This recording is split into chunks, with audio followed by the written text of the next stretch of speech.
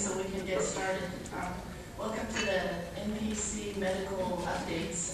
We have a very qualified panel here to answer your questions, and they're going to give you some talks first, and then we'll take questions. If you have a question, write it down, and we can get into them. Or we also have microphones. You can ask your questions on the microphones, too. I wanted to introduce Dr. Patterson because we didn't introduce him yesterday. You know Dr. Porter, he was here yesterday speaking. Dr. Patterson did speak yesterday, but we didn't introduce him, so I'll introduce him today. Dr. Clark is here also, and Dr. Raymond is here, and they will be speaking as well. But first, Dr. Patterson. He was born and educated in Australia. He trained in internal medicine, pediatrics, adult and child neurology at the University of Queensland and at the Mayo Clinic. His fellowship training was in metabolic diseases at the National Institutes of Health. From 2001 to 2007, he was director of pediatric neurology at the Neurological Institute of New York and Children's Hospital of New York Presbyterian, and professor of clinical neurology and pediatrics at Columbia University College of Physicians and Surgeons. In July 2007, Dr. Patterson returned to the Mayo Clinic. His major research interest is in the diagnosis and therapy of inborn errors in metabolism, such as Niemann-Pick type C disease.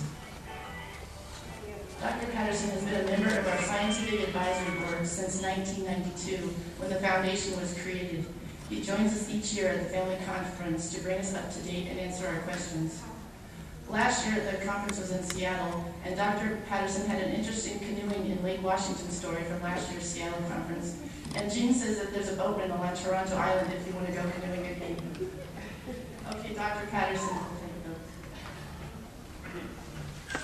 Thank you very much for the introduction. Thank you for the opportunity to be here. It's really a highlight of my year meeting with the families. And it's 18 years now, so it's coming up to 2 decades. We can try something a little different this morning. Danny is going to use some slides and talk about the oxysterol story, which is very exciting because these are potentially the first blood-based biomarkers for this disease. And I think it's a really very important advance. You've probably heard something about it already. After that, my distinguished colleagues from Canada will join me. We're actually going to try something different. We're just going to talk to you without PowerPoint. It is possible, and it works. So the other thing we like to try is, although of course we'll have a question and answer at the end, from our point of view, you're very welcome. In fact, we would encourage you to ask questions as we go along. Joe Clark and I were talking earlier, and one of the disadvantages of going to medical school is that you learn this new language of medicine, and you forget that not everybody else in the world speaks it.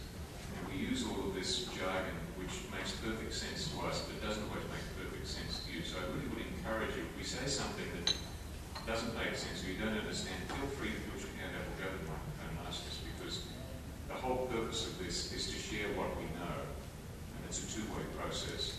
So please feel free to do that. I don't know if we're going to have a separate introduction of Dr. Clark and Julian later? I can do that, yes, sir. Well, we'll certainly before we speak, they should. They're both geneticists at the Hospital for Sick Children. Dr. Clark, for those of you who don't know, is a legendary figure in metabolic diseases.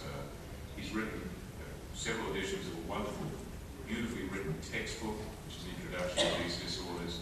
He's really renowned for his work in many diseases, particularly the metabolic genetic diseases. And he's a completely unpretentious, straightforward person who is just fascinating to be with and around. So I'm delighted he's here today. And Julian is another person following in his footsteps at the hospital. So we've got some great colleagues here from Canada this morning. But without further ado, we'll reintroduce Danny and ask him to talk about oxysterol. So this was a topic that we really didn't get to yesterday. And this has really been a collaboration between my group and Dr. Lori's group. So my group at the NIH and Dr. Lori's group at Washington University. And yesterday when I talked, I told you that we initiated this natural history trial with two goals. One, to see if we could find clinical or biochemical markers of NPC that could be used for following a therapeutic intervention, or a biomarker to look to see, get a shortcut in trying to understand, is the therapeutic intervention having what looks like would be a positive beneficial effect without spending years that it would take for a clinical response. And then the second goal of that study really was to ask the question, could we find a means of diagnosis that would be better than what's currently in play. And the oxysterols, I think, are very promising on the later aspect as either a screening or a diagnostic tool, and we're still working on them to see how they can be applied as a biomarker in the context of a therapeutic trial. So, as the parents in the room know, the diagnosis of NPC is frequently delayed.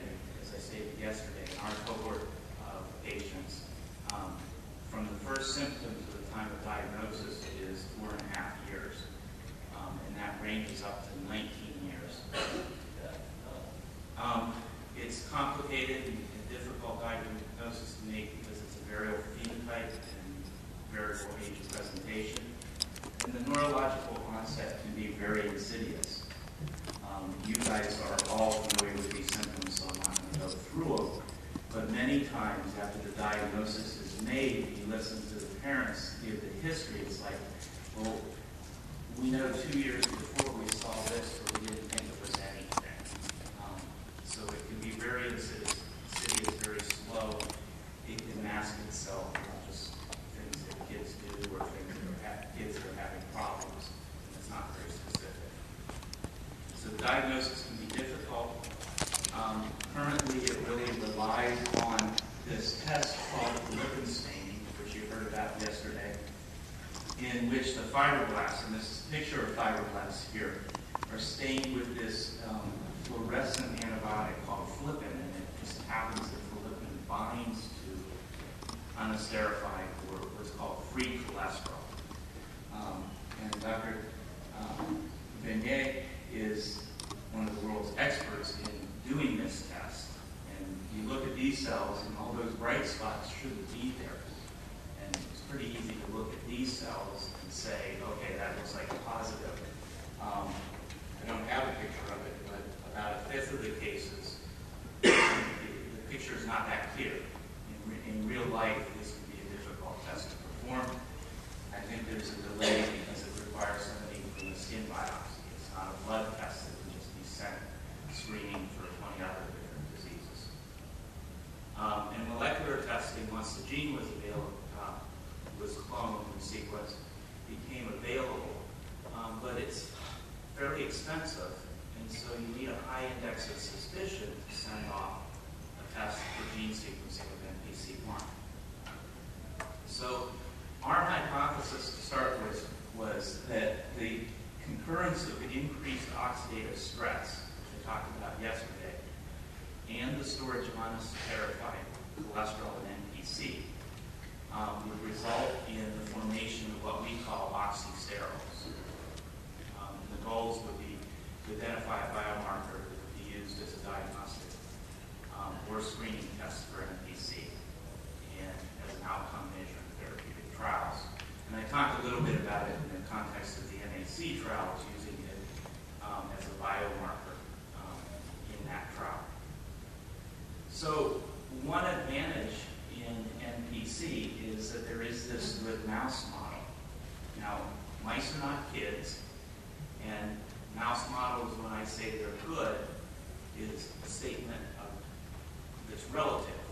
Good for some things, not good for others. Mice are not perfect model systems, but they provide a tool